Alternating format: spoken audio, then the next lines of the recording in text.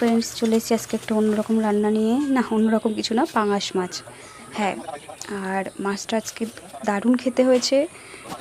একটু রান্নাটা আপনাদের একটু দেখিয়ে দিই।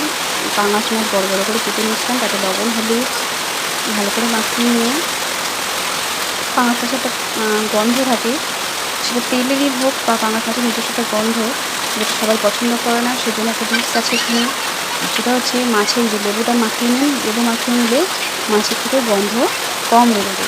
আমি ধরেন মাছটা ম্যারিনেট করে অন্ততপক্ষে আধা ঘন্টা রেখেছিলাম। সর্ষের তেল মাখিয়ে নিলাম বা ম্যারিনেট করলাম সর্ষের তেল দিয়ে, হলুদ লবণ সর্ষের তেল লেবুর রস এই দিয়ে ম্যারিনেট করে আমি আধা ঘন্টা এটা রেস্টে রেখেছিলাম মাছগুলোকে। ততক্ষণে মশলাগুলো রেডি করে ফেলেছিলাম। এখানে আছে পেঁয়াজ রসুন আর গোটা রসুন গোটা পেঁয়াজ আছে, আমি ওটা পছন্দ করি ভীষণ।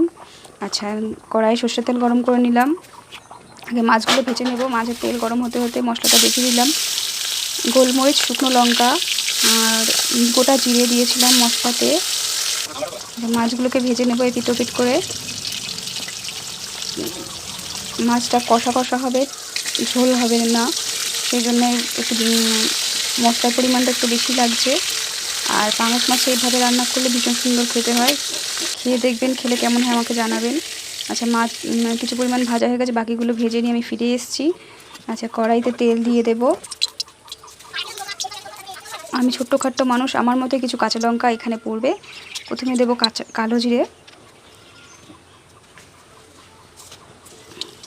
ফোড়ন দিলাম, কাঁচা লঙ্কা, আলু দিয়ে দেবো। আলুটা আগে ভেজে তুলে রাখা যেত, তবে আমি এরকমভাবেই করছি। গোটা রসুন গোটা পেঁয়াজটা দিয়ে দিলাম, কারণ ওগুলোকেও সেদ্ধ হতে হবে। পেঁয়াজ কুচি, মাংসের গোটা পেঁয়াজ গোটা রসুন খায়, কিন্তু আমি এইভাবে রান্না করলেও, মাছের ঝোল রান্না করলেও আমি খেয়ে থাকি। আপনারা খাবেন, টেস্ট কেমন লাগে বলবেন। আচ্ছা, ওখানে আছে আদা রসুন জিরে গোলমরিচ শুকনো লঙ্কা বাটা। ওর মধ্যে আমি কিছু পরিমাণ কাঁচা লঙ্কা অ্যাড করেছিলাম। হলুদ দিয়ে দিলাম, দিয়ে দেবো লবণ।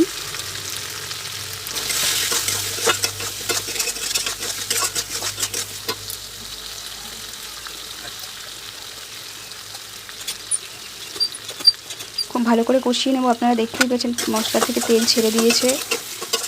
তা আমি আরও ভালো করে একটু কষিয়ে নিয়ে, আমি বারবারই বলছি এটা কষা হবে, ঝোল হবে না, সেই জন্যে অল্প পরিমাণেই জল দেব, যে পরিমাণে জলে কষার ভাবটা থাকে। এভাবে করবেন রান্না। আর আমার রান্না দেখে আপনাদের কেমন লাগলো বা আপনাদের বাড়িতে ট্রাই করেছেন কিনা আমাকে প্লিজ জানাবেন। ঝোলটা ঠিক ফুটে উঠেছে, এই পর্যায়ে এসে আমরা মাছটা দিয়ে দিলাম। খুব ভালো করে ঝোলটা ফুটিয়ে নিয়েছিলাম। মাছগুলো উল্টে পাল্টে দিয়ে আমাদের মাছের ঝোল রেডি। কেমন হয়েছে খেয়ে প্লিজ জানাবেন। তার আগে আপনাদের সামনে একটু টেস্ট করা অত্যন্ত দরকারি। সত্যি